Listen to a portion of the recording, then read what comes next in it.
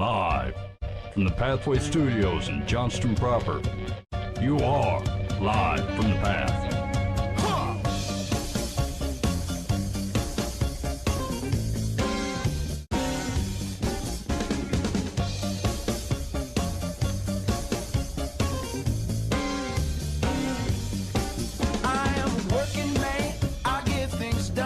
And you are listening to Live from the Path.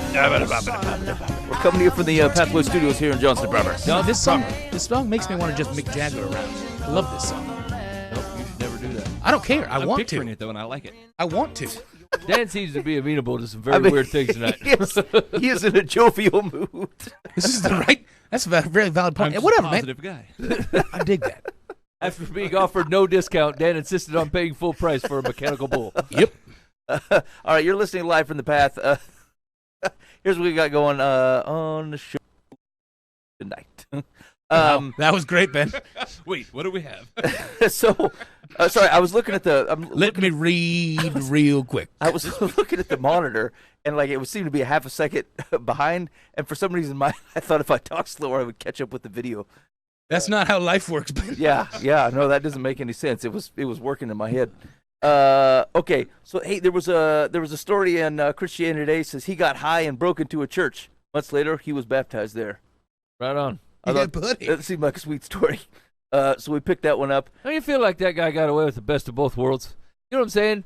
People are always like, hey, Getting high and then getting Jesus? Yeah, you know what I'm saying? Like, he got all tuned up, and then he broke into church, just living on the other side of the tracks. And then Jesus is like, you know what? I could use you on this side. Yeah, sounds good. And he walked away, and then that's it. Now he loves Jesus, and everything's great.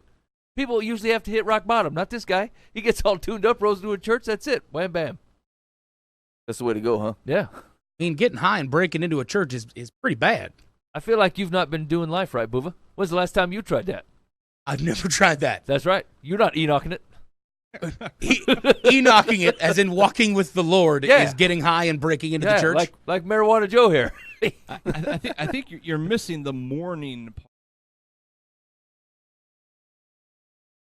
That wasn't part of the headline. You're kind of glorifying. That's- Hey, that's great. I wish I could have done that. That's what the headline basically says. Yeah. Yeah. Everybody, Yeah, sin is still a bad deal, Mike. Let's see. can if we all fully engage in sin and then repent? That's what I'm saying. Let's see if the article is just misleading because the headline makes it sound like he just does whatever he wants. Well, Jesus takes sinners, but it doesn't mean you should all go out and do it all first. He didn't Right. know that. He Let's had not give him a met Paul. reason. He had no idea. Hold on, we don't know what he did. Let's check it out. For February 28th, 2019 was one of the worst days of 23-year-old Britton Wynn's life. Wow. That's a bad day. The headline was misleading. But it paved. How did he know? It paved the way for one of the best. Angry at God after he relapsed from an addiction to methamphetamines, despite spending time at a faith-based recovery program, Wynn knew nothing about Central Baptist Church of Conway, Arkansas, when he broke in that February evening. Why was he angry at the Lord? So he wasn't smoking weed, he was on meth. Okay, that's different. Yeah, high on drugs. I mean, that's a very Christian way of saying this. Yeah, you're on drugs. You say you're tweaked on meth. You're not high on meth. That's how it. Yeah. Yeah, I wouldn't know that. Yeah. Are you? I'll give him credit. They should I'll give find him the grace druggie there. and ask him. I will not judge them. You should Google question mark on meth. Okay, high on drugs, Wynn went on a rampage and destroyed $100,000 of church property. Wow. Sweet Moses. that headline was misleading. This story is changing, fellas. Let's see, including laptops, cameras, and other electronics. $100,000? He remembers little of that night except that he felt desperate. For what? Carnage? Anger. Yeah, anger. The whole- Anger I could get. I'm really I mean, he desperate was mad at God. because he relapsed. But he just picked a random church. Okay, 6 months later, Wynn stood in a baptismal pool at Central Baptist as Mike Leffler, the church's associate pastor of ministries, celebrated the young man's decision to follow Christ through baptism. He says, as I'm starting to understand how God works, I've realized I didn't pick the church that night. God picked me, Wynn said. If it had been any other church, I think I'd be sitting in prison right now. Wynn grew up in what he calls a God-fearing home, in quotes. His mother and stepfather attended a Church of Christ congregation. At 14, he started experimenting with methamphetamines. By 16, he was taking drugs every day. Before I knew it, I had a full-blown drug addiction, he said. From the time I was 16 until a few months ago, my life was nothing but chaos, suicide attempts, and brokenness. In 2016, Wynn went into a 2-week faith-based recovery program. 2 weeks? 2 weeks. Well, that's optimistic. That's hard. You can't really get off. I was going to say, you haven't even broken the... I'm still on the taters. Yeah, you haven't broken the habit of biting your nails in 2 weeks. Right? Let's see.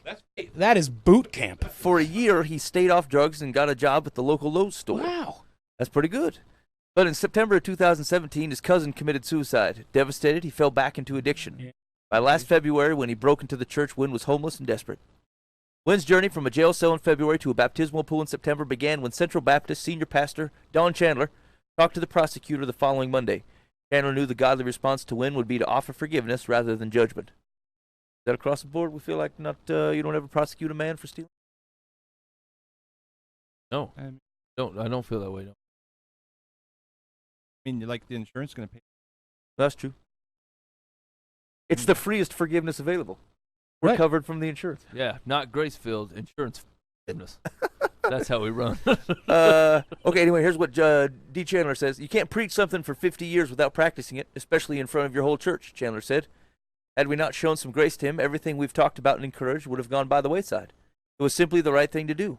This was not a hardened criminal. This was a young man who had made some mistakes. He was on drugs and alcohol when he did what he did, but he was redeemable. I mean, all right. Why does it matter if he was a hard criminal? Like, we're really trying to break this down to be like a thing, Danny, like faith and forgiveness and things like that. Why does it matter if it's hard? I mean, well, you might be tweaking too much on his language.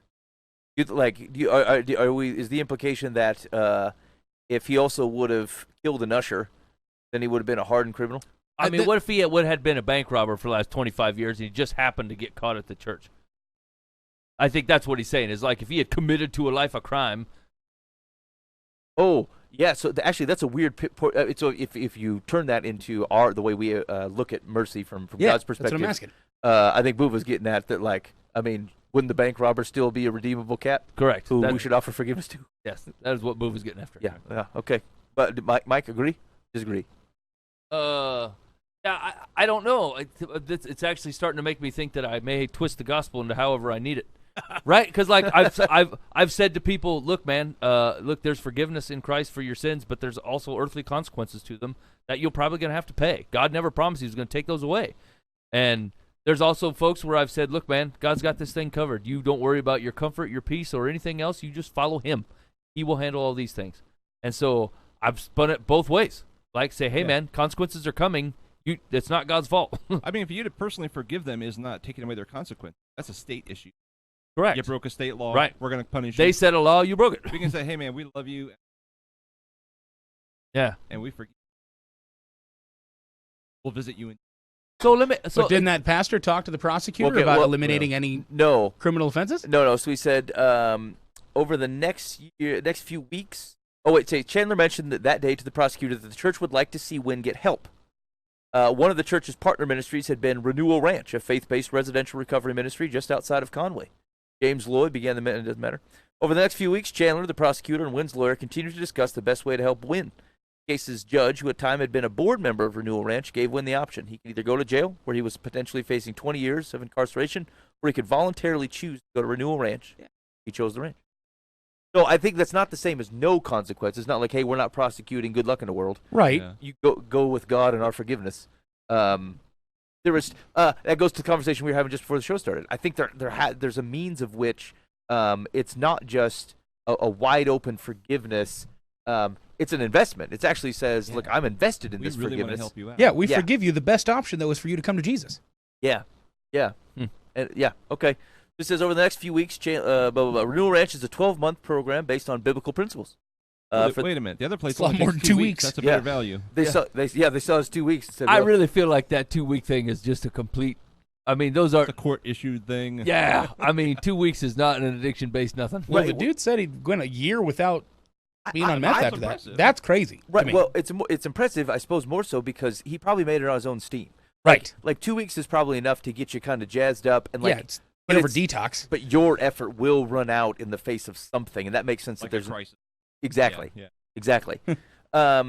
It says it's a 12-month program based on biblical principles. For the first 6 months, participants are housed on the 102-acre property where they are given their lodging, food, and program materials for free.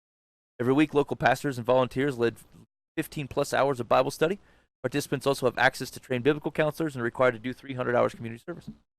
In the second 6-month phase of the program, participants live in off-campus apartments operated by the program, work at jobs, and continue to go through the Renewal Ranch program. Since 2011, 300 men have come to faith in Christ through the ministry. God bless you. That's great. Yeah. Cool. Guy says, our goal of this program is to make reproducing disciple makers for Jesus Christ. All right.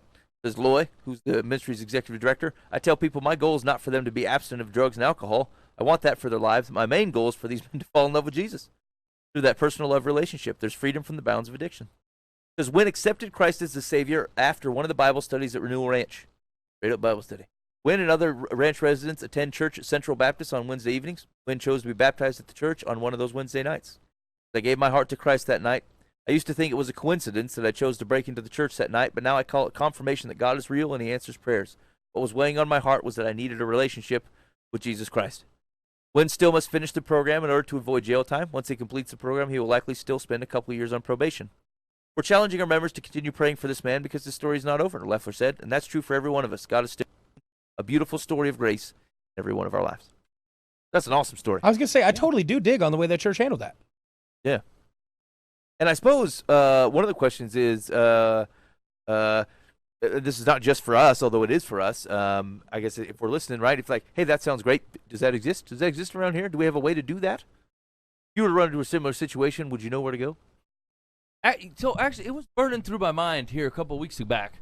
I was going to ask you fellas about it, but like, I was about half tempted to start a website of like a local website that said, look, if people want to help somebody, where do I go? Who do I even talk to?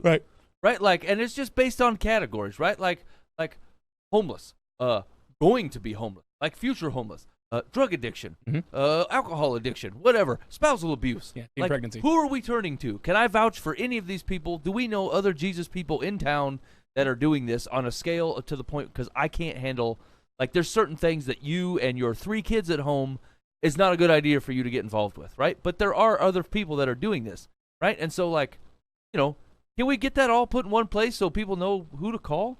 Because, I mean, how many of these programs are being underutilized, right? Like, I wish someone would have called us. We totally could have taken this person in. Yeah. We have a 102-acre ranch that can, you know, that'll put up with them for a year and get them tuned up and on the right way. No, that's a great idea. We have a site. We have a website that no one uses. We could do it there. So people could continue not to use it? They're like, if only I knew Life from the Path offered me all these resources. Yeah. Okay. I mean, I can buy, like, iowachristianresources.com. Can't we buy, like, helpaguy.com /DM? I need help.com. Because who's going to search? Yeah. We do help, I need somebody, so whenever anyone tries to Google Beatles lyrics, they get it. Yeah.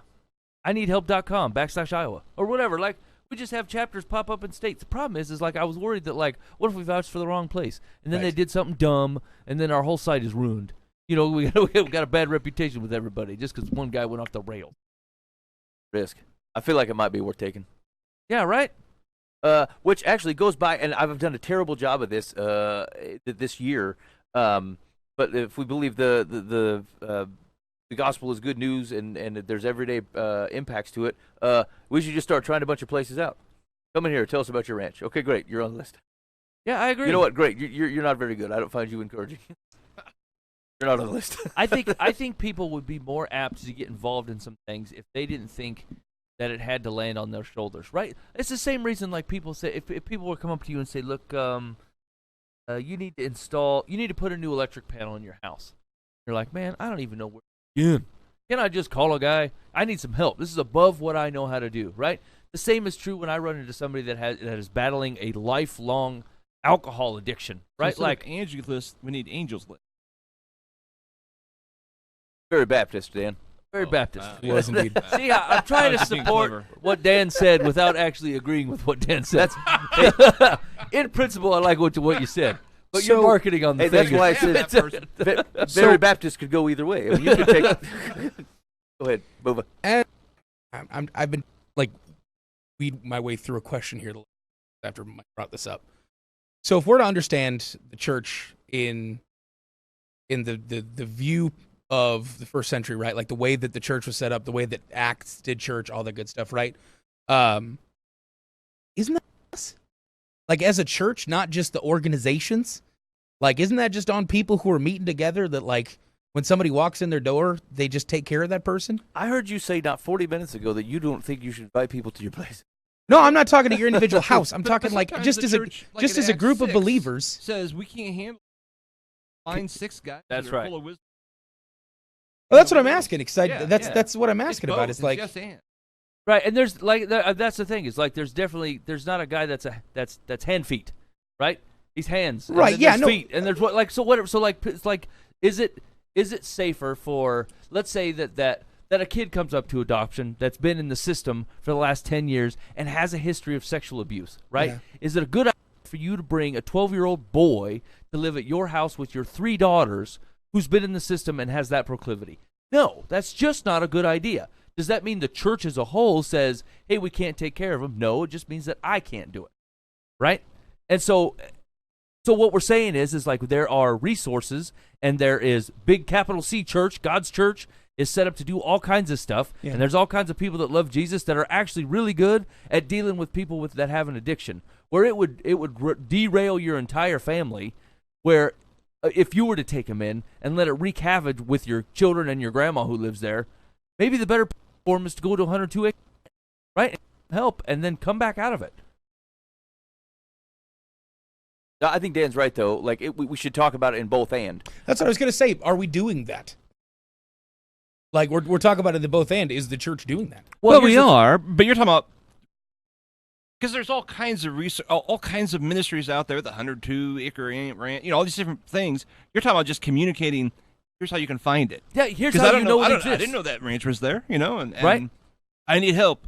I mean, here's the Angel. deal. I can tell you right now that every guy in this room has someone that was close to them that is battling addiction.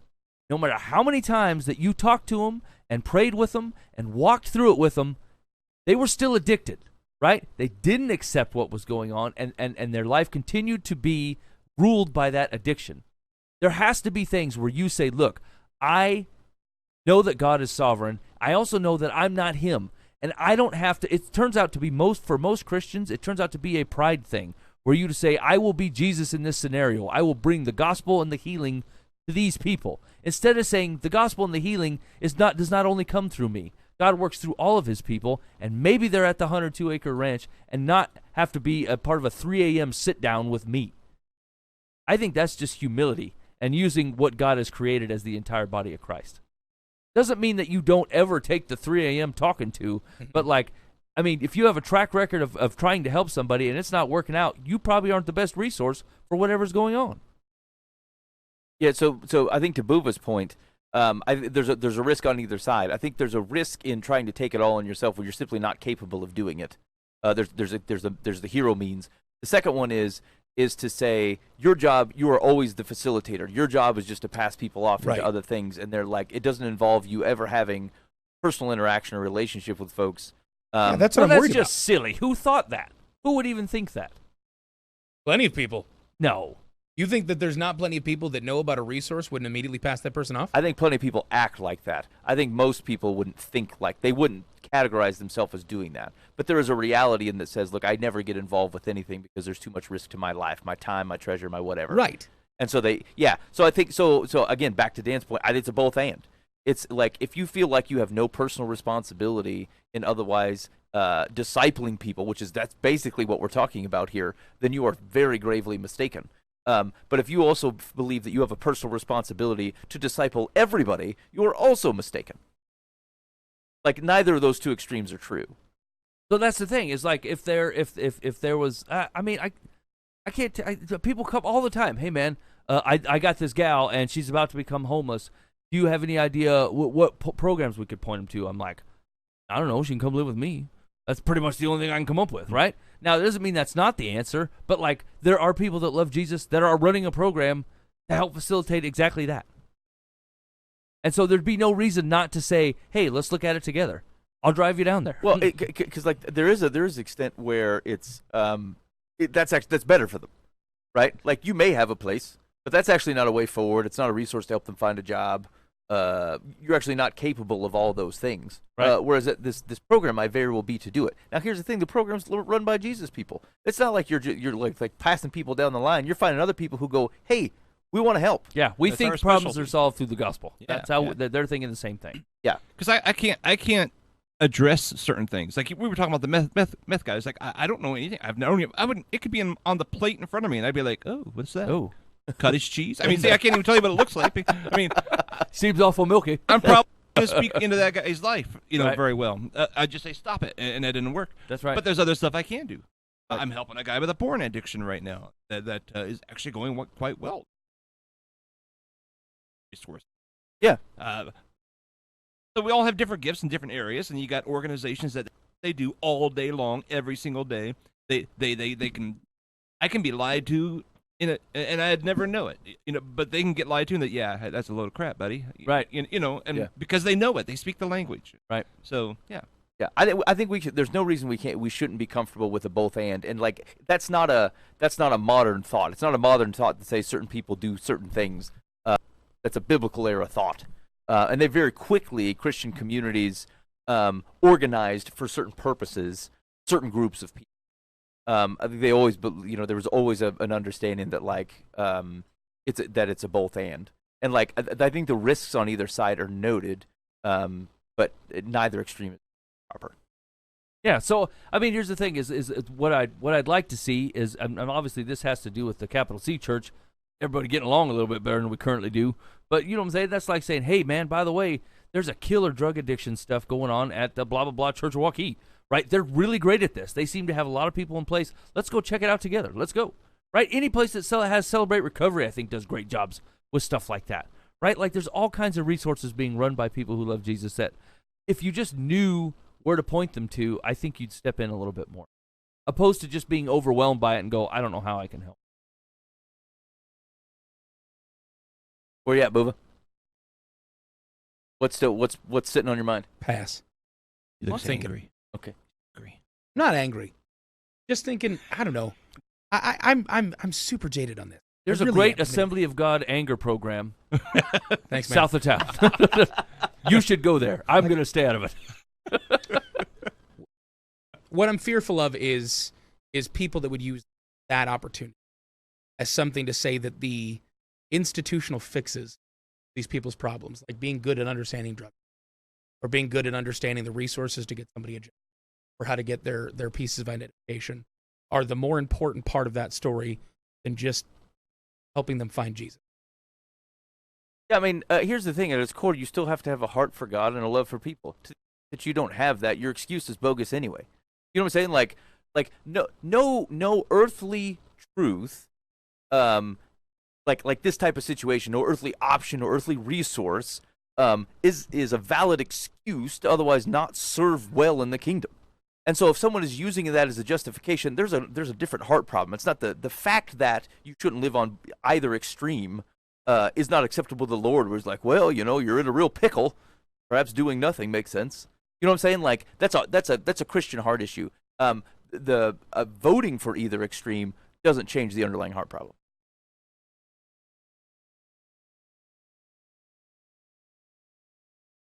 I'm mystified on what's causing this trouble. I don't understand. Yeah, I'm working through it too. I'm asking questions because I'm trying to figure out where, I don't know. It's weird. It's just sitting on my heart weird. I don't know why. I can't explain it. I wish I could because it's better radio when I can. But yeah, no, I don't know. I would say so. I mean, if it helps at all, I would say the wrong search is one line. I don't think there's a line. I don't think there's a place like it's a blend of what God has given you the ability to do, what God has gifted you the ability to do. I frankly think there's always a pending thing that you can do more. That's what maturity looks like in anything, certainly in Christianity. As you continue to mature in your faith, you get bolder in the types of things that you're willing to be part of and do. But that boldness does not always extend to skillful and being the right person to do one thing or the other. And so, the only thing I would caution is that, and I think we can pretty easily come to the conclusion that it cannot be either extreme. And so, where and what individual situation lives within the middle of that, I think starts to become individual. But either extreme, I think, is not mature or helpful within. Gospel Coalition released a list of the top 10 Christian albums in the 2010s. Yeah, I read this article. I recognized one album. So I recognized two, and then a few of the artists. Oh wait, no, wait a minute. That's the top 25. Oh yeah, it's lengthy. Anyway, Booba, did you see this article? No, I did not. Number 1, top album of 2010's Josh Garrels, Love Yeah. and War and the Sea in Between. Hey, that's a great album. I'm super excited about that. Congratulations to Josh Garrels. That's a fantastic album. Here was their quick review of it. Embracing the neo-folk movement of the early 2010s while injecting his songs with elaborately crafted soundscapes, hypnotic hip-hop beats, and deep theological truths. They're making it sound worse than it is. Yeah, Josh Garrels took the Christian music scene by storm with his 6th record. An album made possible by early crowdsourcing. Garrels gave the entire work away for free on Noise Trade, with any tips going to World Relief. Doggone that guy, I like him. The exposure led to the there's a documentary, The Sea in Between, and interviews with NPR and Huffington Post. Standout tracks, Farther Along, Slip Away, The Resistance, Bread and Wine. All are fantastic. That is a great album. I know Barry, like here that this doesn't make it sound like I listen to this music constantly and know all 25 albums. I happen to know this one. Yeah. It's the top one. And it's the top one. I mean, And I think it deserves to be. It really is. It's for a non-worship Christian artist. He's great. He really is good. He puts out solid tunes. They're well written. They're well crafted. I don't know if they're everybody's cup of tea, but like they're really good albums. Well, and what's interesting, Mike, I don't think you were here at this show, but we were talking about Josh Garrels for a pretty lengthy amount of time, and the show we recorded like 5 weeks ago, and it was one where I had neglected to record the audio. Yeah. So there was like half an hour of us just kind of moving our mouths around. that's when we sung it, right? Yeah. We sung did the whole show. 3-part harmony about Josh Garrels. Anyway, we were kind of talking about his new album as well, and like one of the things that I talked about was I like this guy, and his music's good, and his theology's good, and so I'm always afraid of Christian artists disappointing me, like coming out with a new album that like moves farther to the left of from a theological perspective, and starts to become some nebulous like earth worshiping sounding thing. Because like 8 out of 10 have done that to me. And like his new album came out, I'm like, oh, I was super worried about it, and it's freaking dead on. It's still great. Theology is great. I don't like the tunes, all of them, as much as I Love and the War and the Sea in Between. They're kind of spacey. Yeah, vibey. They got the like people trying to create the Holy Spirit by echoes in the guitar tones. Yeah. I hate that. Friggin' hate it. Yeah. So there was some of that going on, but like there are some standout tracks, and frankly, they're growing on me. The more I listen to them, the more I like them. But Butterfly specifically is the next. So anyway. I bring that up only to say, if you don't dig on Josh Garrels, please do. Yeah, Love and War. What's it called? Love and War and the Sea in Between. Yeah, that album's good. The second one was Sandra McCracken's Psalms. I actually I do like that album. Again, the instrumentation isn't something I love entirely, but like there's a song called Mighty God on there that's very, very good. So that's an excellent album. Never heard of it. Andrew Never heard of that Peterson. person.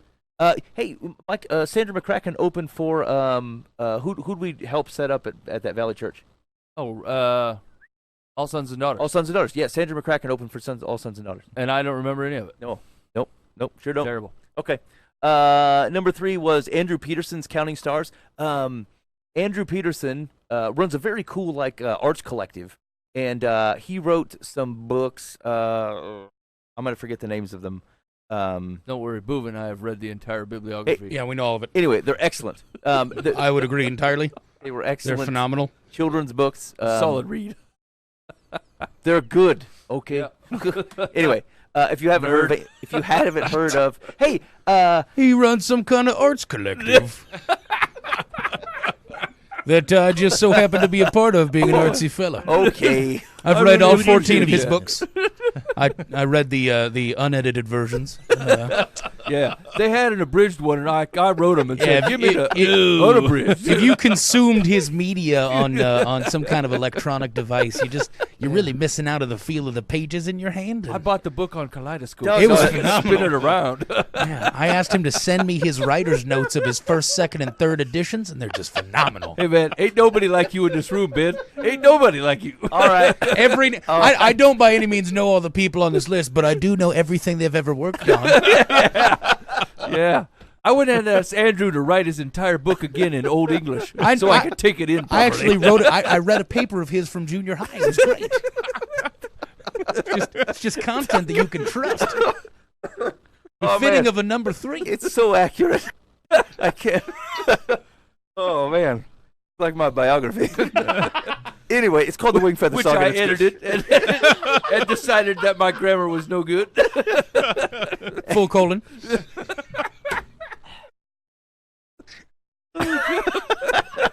Go to the rest of the list, Ben. Yeah, let's hear number 4 and 6 things about him. I don't know number 4.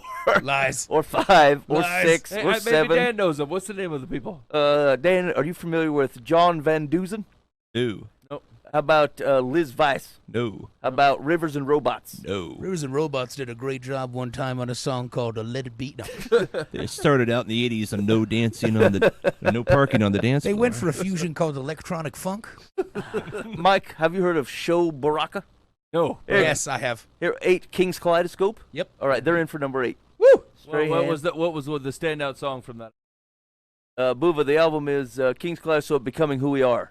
I couldn't tell you album stuff, but Hold I listened on. to them a lot because of Worship album that plays a victorious kingdom-bringing anthem. Standout tracks are I Know, 139, Fix My Eyes, and Defender. I'm not familiar. Yeah.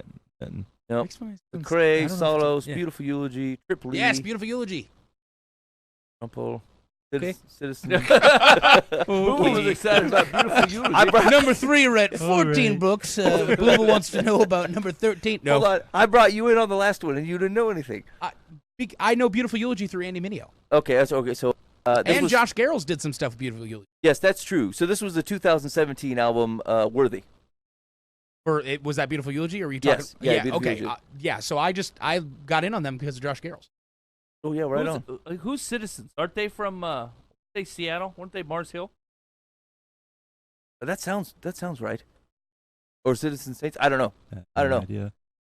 Just Ray Shaylan. John Mark McMillan pulls in number 24 with Yeah, the medicine. buddy. Okay. Anyway, That was it. I love John McMartin. He has a voice like a freight train. Name 3 songs by John Mark. He sang "A Heart Runs." He sang Did he spell it like a Southerner, like Heart- you said it? Heart. "Heart Runs." Heart runs. "Heart Won't Stop" is another one by him, and then him and his wife sang a song that John Mark McMillan or something? that's the name I said. Yeah. Oh. It's the name Ben Yeah. said too. Okay, because I totally heard it differently. What did you? I don't what know what did you I heard. hear, Dan? I just thought I don't recognize that. Nope. Number 24 is John. No, I don't know that one You either. say John Mark Okay, yeah, McMillan? yeah. They had a ton of good ones. It's Dan Hudson with the remake of Days of Elijah. Yes. These are the days of These Elijah. are the Days of Elijah. I don't know what happened around here. Yeah, you do. Yeah, you started it, Ben. No, you don't. No, full colon. Leave me alone. End quotes. I just need. You friends. can't just read an article, Ben. And now, Doing this for for 10 America's years. fastest I growing wish I game could count show, how many times I've heard full colon. secular or Solomon? Yeah, semicolon. What does it say? All right, you can find America's fastest growing internet game show, Secular versus Solomon. If you're not familiar, here's the premise of the game. I'm going to give you a proverb, a bit of wisdom, and you need to tell me whether it is a secular bit of wisdom or what is it from scriptures. Basically, do we know where our wisdom is coming from? That's the big question. Not from any of the books been read. All right, go Arts collector. over there. What do you mean? You're not allowed to look at stuff. I can't. That's why I moved. Okay. I can't see what. All right, here we go. So I'm going to give you. I'll give it to you. And if it's secular, we need to know where this nefariousness is coming from. So I want a country of origin. Okay. All right. Here we go. Secular versus Solomon. Starting off with Buva. Okay. If you are wise for yourself. You scoff, you alone will bear it. Secular or Solomon? Solomon. You gonna take a shot at the chapter? Oh, I always do. Sorry. Proverbs 12. Proverbs 12. Dan. Yeah, that was. Semicolon. It has burbisk, but Wise and Right? I feel like it's gotta be Ukraine. Stands in with secular Ukraine. Mike. If you are wise for yourself. If you scoff, you alone will bear it. right. It does. I'm gonna call it Solomon. Mike's in for Solomon. All right. If you are wise for yourself. If you scoff, you alone will bear it. That is indeed Solomon, Proverbs 9:12.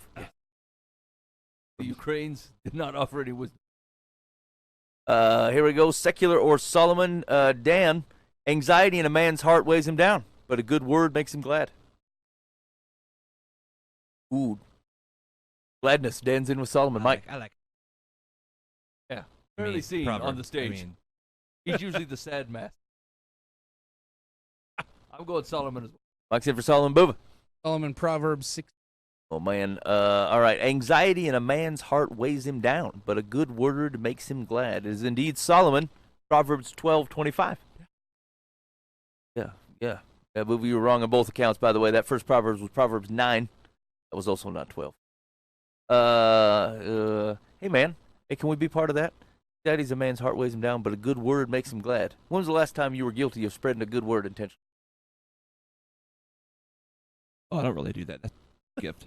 Here's the deal. I find it's going to sound terrible, but Oh, I this is find great. that because I am fairly honest, then my compliments go farther. I agree with that statement. Yeah, because I weigh on Mike's compliments way too much because over the last 15 years of knowing him, most of it's been, man, hey Booba. man, you need to straighten this up. I Right. figure any compliment has a hidden insult in it. Dan's I'm waiting. always Learn looking how to for it. give a Like, I don't think compliment, you Dan. meant that. No, Dan's waiting for door number You could 2. just walk in and be like, hey, man, you seem like you're having a sweet day. What's going on? And then give a man a compliment about something.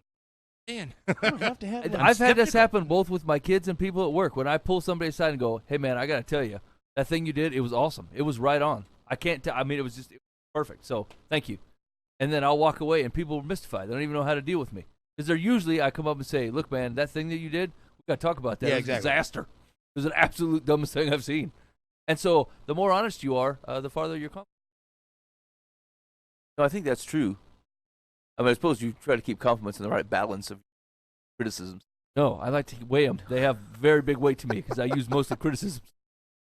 Mike goes with the big stick approach. Yeah. All right. So, let's bring a glad word, fellas. Put that on the docket of things. How can I bring a glad word to my situation? Do it rarely, though. Yeah. Don't overuse it. That's totally the other part of that proverb. Here we go. Secular or Solomon. A tranquil heart gives life to the flesh, but envy makes the bones rot. Ow. A tranquil heart gives life to the flesh, but envy makes the bones rot. Mike, secular or Solomon? Solomon. Mike's in for Solomon. Bova. Secular. Egypt. There's some calcium problems in Egypt. I mean, doesn't that mean the bones don't rot? No. You don't understand mummification. Do the bones rot in mummification? Oh, colon. Hey, man, they find skeletons all the time. The bones don't rot. What? No, it isn't. No, There's it no isn't. solid rot. None of No you one goes. Says "Hey, the that- man who said gravas a month ago. I don't want to hear anything Hold on a about minute. what you say. No one looks at a banana and goes, "That banana's rotten because it's petrified." Yeah. It's obviously soft and not petrified. Petrifies after it. Wow. Learn your mum. Maybe you need to recognize the hole and how to stop digging. Maybe Dan could go. Hey, boys, give me a shovel. Dan- I'm almost out of this hole. All right, Dan. I'm going Solomon. Dan's one for Solomon. There's a tranquil heart gives life to the flesh, but envy makes the bones rot. Is indeed Solomon. Proverbs 14. Yeah. Also known as the Egyptian Jack. When Spent some time. he with was the queen of the- backpacking through Egypt. He spent time with the Queen of the South and learned a lot about mummification. Unlike you fellas. all right. Maybe you should pray for wisdom. Appropriate to the recent conversation, secular Solomon Buva, the pencil of God has no eraser. The pencil of God has no eraser. Man. Secular or Secular Solomon? Hollywood. Secular. Tell me this doesn't sound like something you'd find on a Christian calendar you bought somewhere. Absolutely. All right, Secular Christian bookstore. Dan. Lifeway, bankrupt for a reason. Dan. Oh, that's something crazy to say. Secular Lifeway. Has no eraser. Don't even make any sense. What about my past seasons? Right? He remembers them always. He didn't write your sins. No. No, that's did. true. He Monk- can't. He erases other people's right. Maybe you should give glad words more He's a often. terrible ghostwriter. Like he takes stuff everyone else has written. He goes, "This needs to go." Full cool. Full colon. Crap. Semicolon. Ah, yes. I only needed a comma. Satan created the English language, not I. I Too many speak weird Hebrew. rules. All right, pencil of God has no eraser. Dan. It is secular, but That sounds Egyptian. Don't they have a lot? Racers?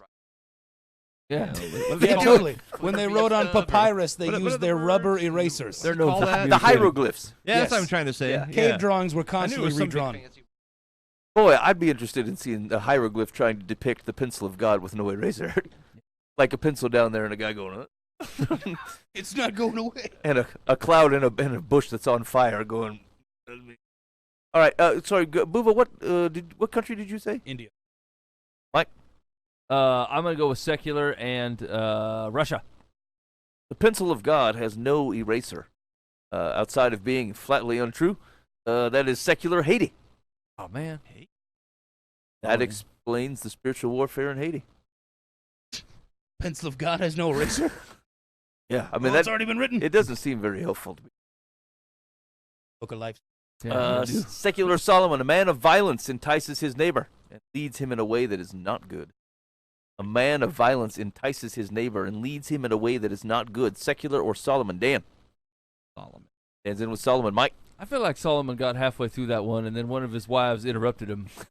And then he's like, "Yeah, I'll get to the garbage or whatever. Woman, go away." And then he goes, leads to not good. It's not good. It's not Things good. that aren't good. Crap, I had a thought process going here. That was a good one. I'm saying that's Solomon. Okay, Buva. Solomon, Proverb. A man of violence entices his neighbor and leads him in a way that is not good. That is indeed Solomon, Proverbs 69. Yeah. 9. Here we go. Secular or Solomon. Mike, coffee and love taste best when hot. Yeah. Yeah. Yeah, that's Spanish. Talk to me. Thank you. Yes. That is secular Spaniard. Buva. Caliente. El favor. Just that. I'm going to go secular Italy. They do coffee and. I can't do it. What is Can you roll your R's? Oh, I can't. What are you trying to do? That's not I know. rolling your R's. I can't do it. Rolling Why- R's is Enrique. Yeah, see, I That's can't do rolling that. your R's, not. Wait, I sound like an Afghani calling in the goats. I can't do it right. I go, "La, la, la, la." I would not have ever guessed you were trying to roll your R's when you went. The Rico That's an fly. L, Mike, not an R. All right, I'm changing Mike's answer to yodeling chihuahua. Dan, coffee and love taste best when hot. That is a secular and Salvador. It's gonna be a South American Continent. thing. What are the countries? I mean, there's some big ones like Brazil, Brazil, Colombia, Chile. Colombia. Patagonia. Oh, Chile. Uruguay. We'll go Chile. Yeah. Okay. Yeah. Patagonia's a country? I think so. Yeah. The region. I suppose that is just the mountainous region. That would explain been all down the there, all so the I don't hiking know. gear. Patagonia. It is a hiking region, and it is indeed a fashion. Oh man, so your guesses clothing really, company. really don't say anything positive about the high-waisted, suspended folk from Denmark Yeah. No way that is a Denmark quote. who don't love coffee and have love when it's hot. No, coffee and love taste best when it's hot. It is Solomon, Song of Songs. You are lying. Everybody gives up on Song of Songs. They're like, I shouldn't read this in the daylight, and this is what's in it. No, that is secular Ethiopia. Yeah. No, Like, you need to stop doing that. That sounded like a terrible Chewbacca impression. it's culturally offensive. Enrique. I can't do it. Why can't I roll my R's? What do you have to do? Roll your R's. Tell me I how don't it's know done. I don't know how to explain it. Give me a week. I'll figure it out by next week. The voice No, teacher you're tried not to train doing me on la that. la la. Couldn't do it. Wait a minute. You went to a voice teacher to learn how to. Oh, like you were singing. Voice lessons. okay. Yeah, I yeah. also And- thought you were saying you went to a voice teacher. Teach me Could how to you roll teach my me the R's. R? I would like to be I wish to Latin. be more sexy. Yep. I sound like a pirate. And they bring the most stereotypical Spaniard out of the closet. Yes, señor Dan. ¿Qué es here? Would you like a burrito? All right. Secular or What's Solomon. happened? We've all turned into Dan. Oh man, we really have. Finally. That goes on the We resource call that list. discipleship. Let's No, Dan. let's bring somebody in. yeah. Somebody who can help us roll our R so that we're not culturally offensive. Got it. We got to reach the nations. This is not working. Secular Solomon. Poor men seek meat for their stomach. Rich men a stomach for their meat. Poor men seek meat for their stomach. Rich men a stomach for their meat. Secular or Solomon? Bova. I'm gonna go. I'm gonna go secular, and I'm gonna go Democratic Republic. Makes a lot of sense. They're capitalists. Oh, Listen to the point of the proverb. Poor men are looking for meat for their stomach. They want to feed themselves. Rich men are looking for a stomach for their meat. They're trying to sell their meat. They're looking for a stomach to buy it. There's a lot of side of the road. Yeah, you're right. Move on. Your logic is... We can Ben. You have the opportunity. My logic Give is me the time. undeniable. It doesn't violate any of the 3 laws. Dan, poor men seek meat for their stomach. Rich men stomach for their meat. Did you just say the 3 laws? Yeah. Like the 3 laws of robotics, you nerd? Yeah, Okay, just checking. it was in the Will Smith movie. Dan. I'm going secular, and I have been in a market in where there was lots of meat just in there, and looking for stomachs. Buy it. Dan Caesar. Dan, that story could have been edited with mostly any country. Right, I know. But I've experienced You the could China have one. ad-libbed that with, I was walking the streets in blank. And there were plenty of I was in vendors Ankeny the in other street. day. A cat carcass just sticks with the man. All right, Mike. Poor men seek meat for their stomach. Rich men stomach for their meat. Secular. Ireland. Ooh, getting closer. Yeah. Getting closer. Republic of the Congo. Okay. Nice job, Mike. If you can't find a stomach, then you can't sell your meat. How can you sell your meat if you don't find a Not stomach? Pink Floyd? Poor men seek meat for their stomach. Rich men stomach for their meat. That is secular England. Yeah. Thus the Pink Floyd. Right. Secular England. It's best to pair Earl Grey tea with lemon. Secular Mike. I learned that from Tom Hanks movie. I've been pairing it with sugar. That's What not Tom Hanks movie? Yeah. Yeah, what's the movie with the Da Vinci Code? Da Vinci Code. Da Vinci. Yeah. That would be Da Vinci Code. It's I got really it. different. Oh title. yeah, when he's with Sir Ian McKellen. Yes.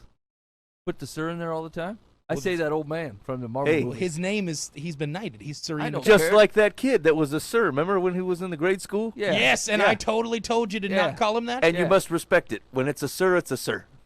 Agreed, Well, Booba. yeah. I mean, here's the thing. That First off, I have knighthood. a lot of respect for that dude because I love his acting, and his name is Sir Ian McKellen. I mean, he spends his whole life pretending to be somebody else. Why is that applauded? I don't understand. We You all just said you watched the movie. You're giving into Yeah, that. but I didn't sit back and go, yes. Yes. Very convincing. I just said I like the guy's work, and you think I'm sitting in the theater going, ha ha, yes. wow, I would Sir nev- Ian McKellen, I you would did a never great brought that job up. there as both Magneto and Gandalf. All right. Yeah. Listen here. We all agree with Booba that you should call that little kid sir. Now let's Yeah. move on. Oh no, you do Secular not call or him sir. Solomon? Booba, no need to argue. We've all come to your way of thinking. Secular or Solomon? Give a man a fish and you feed him for a day. Teach a man to fish and you feed him for a lifetime. Secular or Solomon? Dan. It is secular.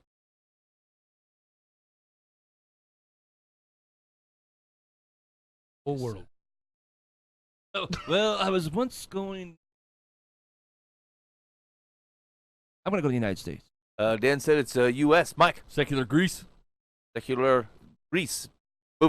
Secular Turkey. That related to the Greece guess? Yep. Like greasy turkey? Mediterranean as long as Mike, and I don't want to guess the same. Okay. Secular Solomon, give a man a fish and you feed him for a day. Teach a man to fish and you feed him for a lifetime. Also, very likely to show up on a Christian death calendar, Right. but just from the old People's Just Republic put of China. the Jesus fish on it. That's how they do it. Those are China. in Europe. I'm in. Here we go. Final. Secular or Solomon. Call on God, but row away from the rocks. Call on God, but row away from the rocks. Secular or Solomon. Mike.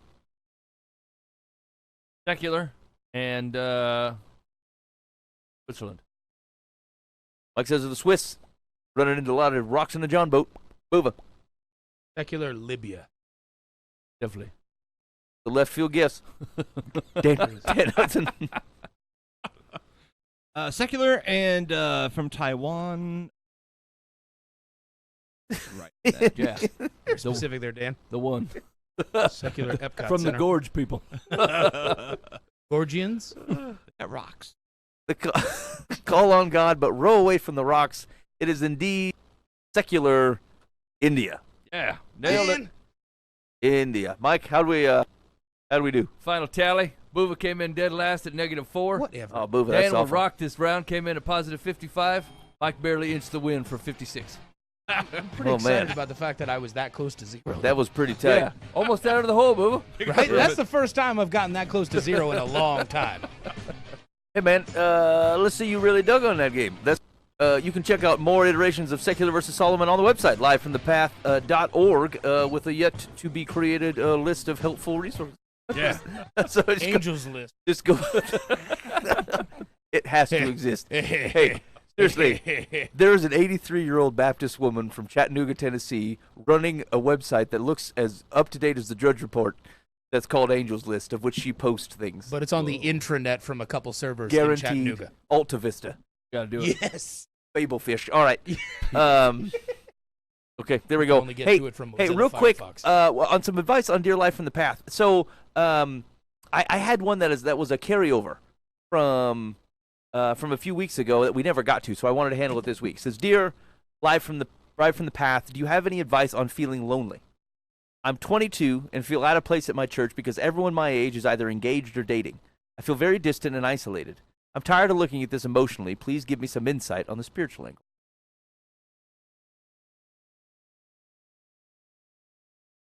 Hold on, Boova gonna suck all the air out of the room.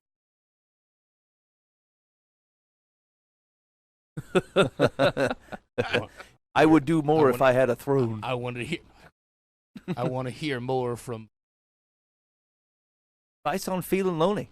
Everyone's getting engaged or dating, feels distant and isolated. But first of all, that's just the stage of life he's in. So whether he's at the church or at work or whatever, that's the stage of life he's on. He's 22. Could be some getting married, some who aren't. I mean, it's that. So it calls for patience. It calls for disciplined exercising of your being engaged. You might have to try a little harder. Seem like forever, but before you know it, that time will end. Someone literally see ever when. So yeah, keep find your identity in Christ and called you to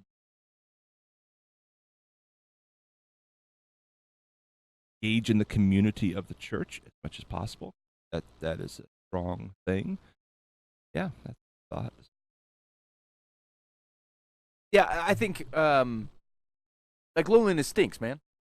Yeah. Yeah. There's no denying that is it's a motivator, right? Like it motivates you to maybe color some things in a different light that might not be 100% true, right? Like from the standpoint of loneliness, you just I don't know if because what you're not saying is that you're not surrounded by people, right? You're not actually lonely in the way that like you're isolated or by yourself.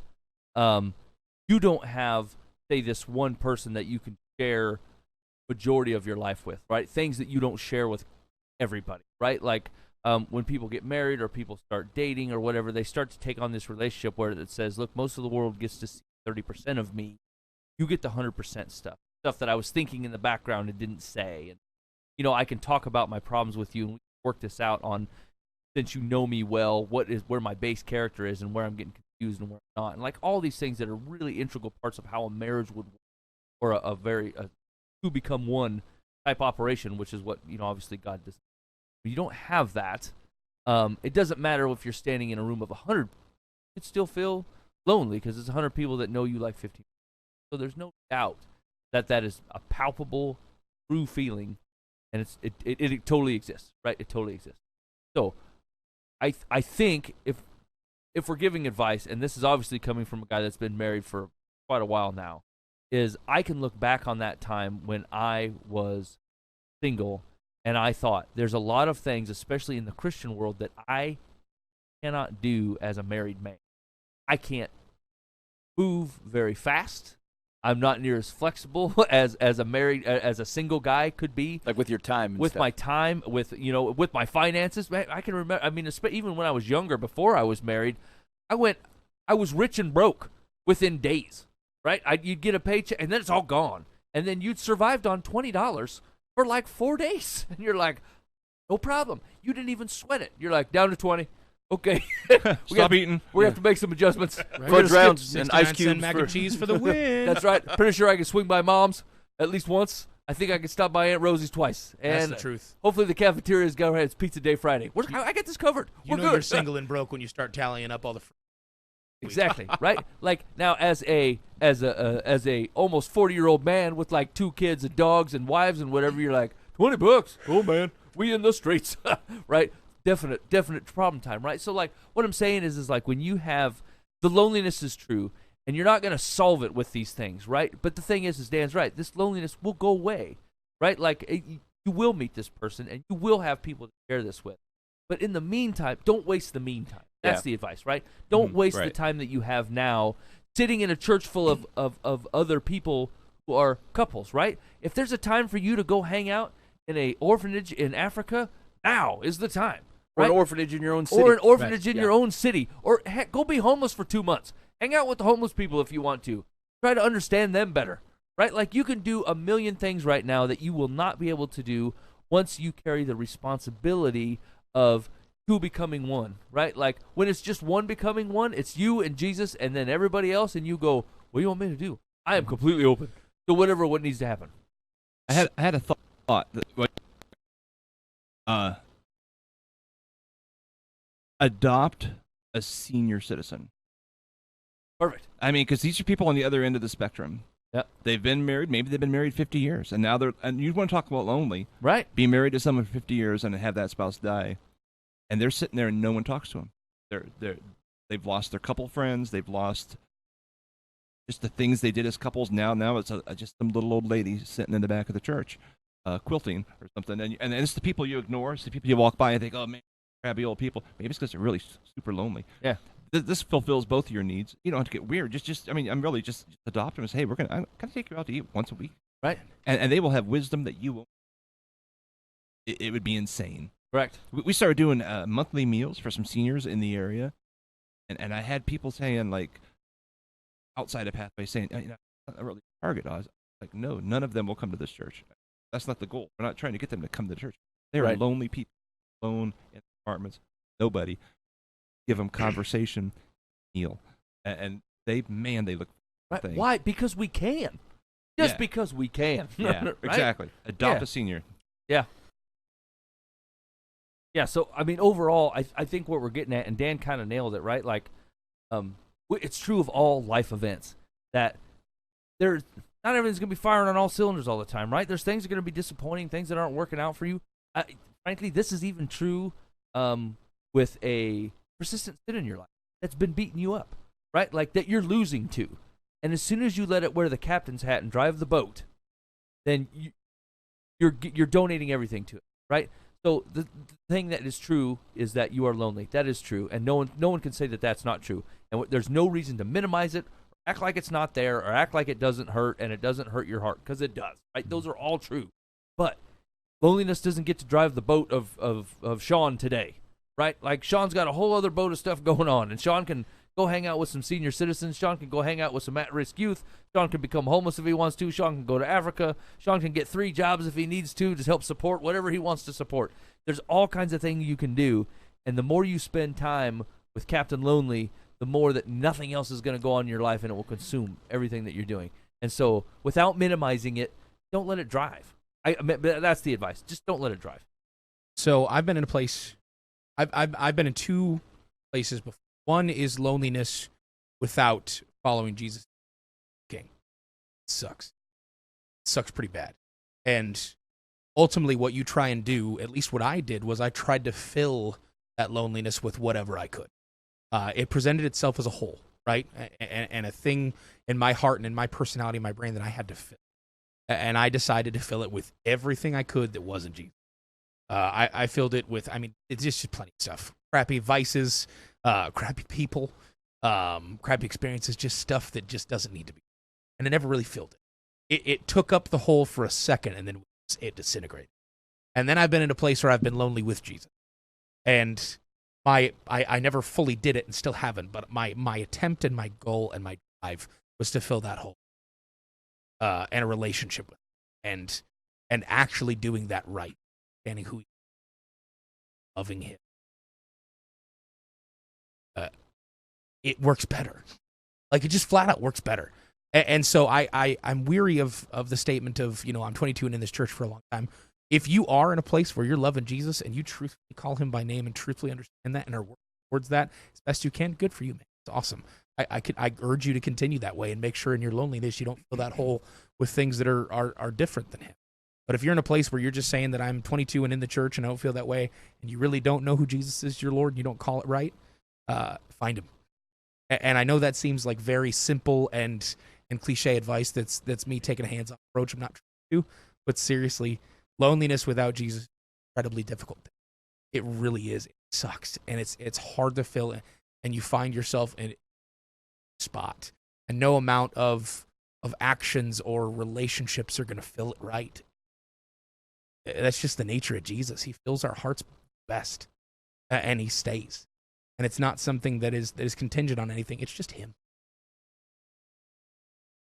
Yeah, I think there's a lot of good practical advice there. I like overall, it is something that is maybe true in your life, but it doesn't define you. It doesn't define your relationship with God. It doesn't even define your relationship with other people. The truth is, the more that you can find, use the time. Here's nobody does this. Everyone gets older and looks, man, I really wish I'd used the time better when I was younger. I could have done much better with it. Wasted so much of it. There's not a miracle that because of your singleness that you're not going to walk the same path, but like it presents itself with a very unique opportunity for you to make a difference in a way that the Bible very much reveres singleness. Yeah. And I'm not saying that like necessarily God has called you that forever. I suppose it's possible, but like because of that very thing, like they're like relationships bring with it complications, and like I love my marriage and my wife, and I'm blessed to be in it. But like I do wish that prior to that, like I had the opportunity to grow in my faith and my obedience to to really deepen relationships with different groups of people, young and old, and serve and have extra money that I could just give. Mike's right. I had so much money, it's ridiculous. I could have built a well within 6 months when I was 17 years old with money that I'd used on stupid things. And people could be drinking water to this day because I built a well with stupid money that I could have used well, that I'll never see again. Like I'll never have any chance of making that kind of free cash. It's devoted to 4 children and houses and dogs. And so this isn't an attempt to say, well, look at the bright side. Your reality is a bright side, and it's tough to see it in that realm. And I would say, like, if you want, if you need any help, like, hey, what does it look like? Like, I want to pursue Jesus in this thing. If I'm going to be lonely, I want to be lonely with Jesus. And you need help with that? Hey, man, let us know. Boova's walked that. He's walked that recently. And so I feel like that's something that he can be more than glad to help with, and we can, we'll be praying for you. Absolutely. Because like all these things, this is all right advice. I believe it's all true. It doesn't mean it's easy. It doesn't make it the way that your life is feel instantly better just because there's opportunity on the other side of the door. It doesn't necessarily put a smile on your face. But it is a reality. And I do believe, honestly, that as you force yourself to kind of walk in some of those things, joy of the kingdom comes with the work of the kingdom. So like as you start in, I mean, it's gonna be different to invite someone to an old lady to say if you could take her out to lunch. It's gonna be different to volunteer at a bunch of different places. But like not only doing God's work brings with it God's joy and God's peace. So like it'll start to fill things that you otherwise thought only could be filled in one way or another. You could. Yeah, that does that. But then also, like, it helps develop you into the person that you want to be, or want to be able to offer to someone when you have them to share their life with. And so, it's not a false bright side. There is a good side here. There's a great opportunity to continue to be kind of the best you that's available in the kingdom. And so from a group of guys who look back and say, boy, we could have handled that better. And I kind of wish there was someone going, hey man, look at this, you could have built it well, and then I would have listened. Maybe that's your opportunity. So I'm excited. I'm excited for what that looks like in your life, and we can be praying for that. Yeah, right on. Okay. Hey, thanks for submitting that question, man. There's no secular advice. So that was for us, and we appreciate you asking and trusting us with help if we can. All right, Mike, what else we got? Okay. Dear Life from the Path, I am a college freshman. I've decided I want to get a job so I can support myself, pay half the rent in the apartment my mom resides in. I've always been shy because I don't really know how to talk to people. Every interview I go on, I never get a call back. How do I get connected at school and manage a job? How can I have more confidence in myself or job interviews? Boy, that's a tall order, friend. Keep doing them. I mean, that's how you get better. Practice. Just as a whole, like they're afraid to job. No, it just says he's No, shy. they're going to the interviews. They never get a call back. Present themselves very well. when they go okay. there. They're How do Okay. I get connected at school and manage a job? Job interview. I'm not really sure. You're asking a couple questions here. It sounds like they've never had a job. No. So They you need to should get just, out more. I would start with something that there's a very low bar of getting. I was going to say, I would start with fast food. Yeah. I would literally go to every fast food within 10 miles of you, apply for every single one of them. Yeah. Every one of them. Fire up the Chick-fil-A. They hire 15-year-olds and 16-year-olds that walk in and make fart jokes. They will hire you. Yes. Yeah. Not everyone. That's why I'm saying go to all of them within a 10-mile radius. You know they're on every corner. Agreed. You just got to do it. It's in a college town. I'm Yeah. surprised there's no college jobs. There's usually college. Right, yeah. job In a more assistant practical stuff. place, your college probably has a career center that can actually walk you through some practical stuff. It's going to be super cheesy. Like going to college. Not really. I do. Why? Irrelevant at this point. Yeah, they're just looking for a job to work during. Yeah, They don't but- need a job in their field. Well, here's what I'm I'm gonna saying, guess though, accounting. is if your field is like entertainment lawyer, I'm saying you might want to skip that, Right. and get a degree in something that puts you in a lab by yourself. I'm pretty sure their field is numbers, crunching numbers. Correct. At You a know what I'm desk. saying? No, this is a person in graphic design. Possible. This is a person that is really good at drawing Ariel 150 times over and again every day, and so they need to go get a job at Disney and sit in a corner of an illustrator's booth. Because people don't talk to anybody. I don't know what to say besides apply for a bunch of jobs. You're either applying for jobs that you're not qualified for, or you are just extremely terrible, awkward in these interviews. Will hire you, right? They can't even hire you at McDonald's to run the cash register when people say, "I'll have a number That's what I'm 5." saying. Yeah, just and you say, stare blankly at their chin go do the fries. for hours. You do not need to talk to do the fries. Go do the fries. Fries done. Yeah. Did the beep go off? That's all you need to know. That's You don't right. need to know if you're talking to somebody. When your manager yells at you for doing it wrong, you could put your head down and just flip fries. Okay. Flip the basket of fries. Oh, okay, yeah. I was thinking flip burgers. I thought, wait a minute. Sorry. Making sure I'm. There's flip innovations fries, in the full fry colon, industry, Dan. fry basket. I did work 3.5 years at the Burger King. I know you did. Well, your people skills are strong, Dan. That's right. He graduated from fry flipper. I worked all the way up to do the cash register. We need Stare him people. talking to people. So I stopped at a Burger King once on the way to Colorado. They said that I'll have the Whopper. And they go, "Hey, there's no burgers. The broiler's down. You want some chicken?" I said, "Your No. sign says Burger King." I think when the By burgers definition. stopped working, I'd just shut the lights off. I'd be like, you know what? Just We're shut done half it. today. What are you guys today? King. Yeah. I also stopped at a Kentucky Fried Chicken at 11:30 in the morning, and they said, "We don't open till noon for lunch." Oh, what? Yeah. It's 11:30. It's lunch eating hours for everybody. Everyone gets here at 11:30. No, man, we don't open the lobby until noon. I said, "Oh, I'm sorry. So the drive-thru's open?" No. Drive-thru is also not open till noon. I go, wow. I don't know how you're in business. This is the most ridiculous Kentucky Fried Chicken I've ever stopped at. Give me a burger. Holy cow, give me a burger. They're Burger's down. Chicken burger. They're running a house of ill repute between the hours of 7 a.m. and noon. Boy, and here's the thing. You'd I have to was see not what the only happens to guy. the chickens. I watched 6 other people walk up there while I'm talking to the guy that I work with about how the KFC's not open. Here comes another car, pulls in, they start. I'm like, "Hey man, they don't open till noon." And he goes, "You gotta be kidding me? And then he's angry. He kicks a rock and gets back in his car. Then an old couple shows up. That was a show. They were there for the brothel. Yeah. He's like, oh, they thought I was here for the chicken. Act surprised. I can't believe Oh it. man, they're not open Oh, till noon. ridiculous. There's no Okay. password. Don't worry about it. Here's what secular gives advice to this young man. People convey confidence by looking others in the eye when they talk to them and being conscious of good posture. Dead lie. People who look me dead in the eye creep me out. You better be roaming the room while I'm talking. Yeah, weird eye contact as an interviewer is creepy. Yep, no good. When you apply for your next job, one you think you would be suited for, okay, obviously you made mistakes here already. Write down and memorize 5 reasons why the company would be lucky to have you. Recite them for the interviewer, and this too will convey confidence. You pretentious joker. No, Yeah. don't do that either. Don't bring a mission statement, you creeper. It's weird. Answer their question specifically.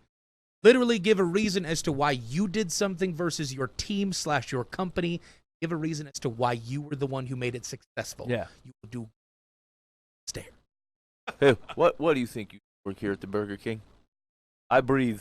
Yeah. Right, And exactly. Yeah, don't. Both in and out. If you walk in and they ask you, hey, why do you think you'd be good at Burger King? You go, well, I've been the CEO of 4 companies so far, and I've made them more profitable than they ever were before by 300. But no, you did not. Stop lying to me. Just say, hey, I won't stab anyone who works for you, and I won't take a dump in the corner. I'll show up on time. Hire me. Done. Hey, actually, if you walk into the Burger King and the guy who runs the place goes, tell me your qualifications for working here, he's pretentious. Right. You don't want to work for him. He has an interview guide he shouldn't be reading. Yeah. Yeah. How do you feel about showing up on time? Good. You're hired. Yeah. Just say you're reliable and not an idiot. Every time. Hold on. The advice continues. Okay. Sorry. If you are not hired, rather than blame yourself, accept that there's a lot of competition out there. So don't beat yourself up if you don't receive an offer from every company you apply to. Ask interviewers who don't hire you what you can do better. Practice makes perfect. Each interview should get easier. Hold your R's. This is that's right. What's your name? Enrique. I'm here for Burger King. Hold on. The advice continues. Oh, Moses. As to getting connected at school, join special interest groups that you have time for between your study and work schedule. Chess club. Your time may be limited, but these groups offer an opportunity to meet new people with whom you have a common interest. Who are not going to give you a Yeah. job. You know what? Secular should start a website called outoftouch.com. Right. Yes, I'm not exactly. listening. This sounds like a career developer from 1985 that's coming in. You got to stare right in the eyes and have great posture the whole time. That's right. You know how I make friends? Moncala. I start a Moncala group. Sometimes we pay baccarat. And Have you done other- this sweet fun videotape dating games. thing? It's awesome. Yeah. I've heard about a game called Pong. Keep you occupied for hours. 2 lines, hit a circle. All right. Man. All right. Terry. Maybe you should meet them down at the dance hall. And you can all jive together. They're having disco there's tonight. plenty of practical doing stuff the you can do. discotheque. Go to the Career Center. Go to your state's workforce development office, and they'll have plenty of pamphlets that'll say the exact. Secular was not listening. Ever given. No, not at all.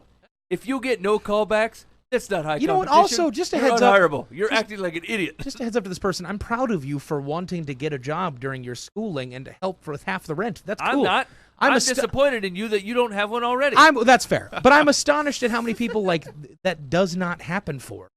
Good for you for wanting to be better than a college student that's going to go to school full time and not Not the do world anything. doesn't center around you. right? That- Welcome yeah, to life exactly. 6 years late. Sure. Right, yeah, you don't get to live off of everything here. Be Everyone productive still. else started working when they were 16. Right. You didn't. Be productive. You sat around doing nothing. Mike, this is one of those points you where you didn't can join give a glad any special word. interest groups. You have no friends in school. You have no networking Proverbs, responsibilities. I don't know what you did in high school for the last 5 years. Give a Every glad guy word. I know that is unsociable was working because he was unsociable. Didn't invite to no parties. Wasn't on the football That's a valid team. point. Right? He was doing work. All the unsociable guys I know at one point in time worked in an auto body shop.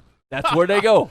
You know what this man sounds like to me? Pew pew pew pew pew pew pew pew pew. Playing online Highlander. That's what he's been doing with himself. I'm sorry, did we talk about Out of Touch earlier? Did you say online Highlander? Yeah, that's right. What like there can only be one Highlander? Yeah, the video game Highlander. Was You that ever a video game? You don't play online Highlander? No, that doesn't exist. No, it doesn't. There's only one left. Do you know why? 'Cause I was working. Highlander It used to be stopped. popular. Yeah. Highlander stopped before the term online became a thing. Here's the deal. I'm just saying, You're giving this man Duncan a lot of grace. MacLeod never And went Secular, online. Secular has given him a lot of pause here, and all I can do is see a 19-year-old kid who's never had a job and has no special interests, which means I don't know what you did the last 6 years of your life. Well, who cares? They're trying to get better now. Help them. No, he's not. He's trying to blame the eco-socioeconomic society around him for the fact that he's a bad interviewer. Well, probably trying to get a job above them. Yeah, exactly. I agree with that part, but come on, at least help. Don't belittle him like this. Just help him. Now he's been fluffed his whole life. You got to bring him down. How many friends and parents have said, "Hey man, you're 17. You don't have a job. You don't play football. You don't in a chess club. You don't in a marching band. You don't do nothing but play all night Highlander." And people hug him and tell him he's great. And this is what produces this guy right here. All right, Mike. Ben agrees. All right. Online Highlander.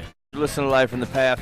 You should be working. All right. I don't even know why you got time to listen to this show. Oh, sorry. Boov insists that we do a joke from the Christian jokes. Get it. Here we go. Category. This is the old Boova favorite, clean death jokes. Oh, yes, my favorite. By the way, the ChristiansUnite.com doesn't keep a very close eye on their advertisements. On my far left menu bar, there's an advertisement for 2019 sexiest bikinis on the Christian site for the whole family. Good. I was tired of buying the unflattering ones. Here we go. Booba's favorite joke. An old preacher was dying. He sent a message for his banker and his lawyer, both church members, to come to his home. When they arrived, they were ushered up to his bedroom.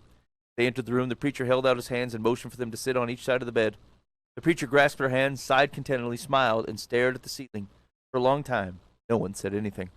Both the banker and the lawyer were touched and flattered that the preacher would ask them to be with him during his final moments. They were also puzzled. The preacher had never given them any indication that he particularly liked either of them. They both remembered his many long, uncomfortable sermons about greed, covetousness, and avaricious behavior that made him squirm in their seat. Finally, the banker said, "Preacher, why did you ask us to come?" The old preacher mustered up his strength and then said weakly, "Jesus died between two thieves. That's how I want to go."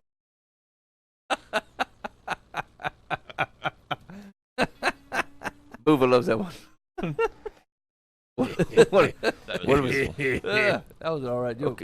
Okay. Hold on. Nope, that's not going to work. Hold on. You What get you got, one more. Ben? That's it. Yeah, I want to hear one more. Keep it in the death, though. Okay, all right, here we go. On opening his new store, a man received a bouquet of flowers. He became dismayed on reading the enclosed card that had expressed deepest sympathy. While puzzling over the message, his telephone rang. It was the florist, apologizing for having sent the wrong card. "Oh, it's all right," said the storekeeper. "I'm a businessman, and I understand how these things can happen. But," added the florist, "I accidentally sent your card to a funeral party." "Well, what did it say?" asked the storekeeper. "Congratulations on your new location," was the reply. Oh, nice. Ooh, I don't know why you like these jokes. I think they're great. All right. You've been listening to Live from the Path. Thanks for hanging out with us. We do very much appreciate it. We're glad to be, putting on a show every once in a while. And so, anyway, if you got anything for us, shoot us an email at info@livefromthepath.org or call the complaint line, 515-517-0085. That's 515-517-0085. That's for complaints or, congratulations on And you can text that, too, can't you? Yeah, you can text that up. Let us know. Maybe we had such a stellar program that you can't keep it to yourself. Give us a glad word to warm our Yeah, hearts. that's right. Give us No, a don't glad give word. Mike a glad word. Life on our flesh. Let him know that you're mad he doesn't have 6 jobs. I'll get more jobs. You can't stop me. All right. Be faithful in the means. God will handle the ends. You've been listening to Live from the Path. Good job, Ruby.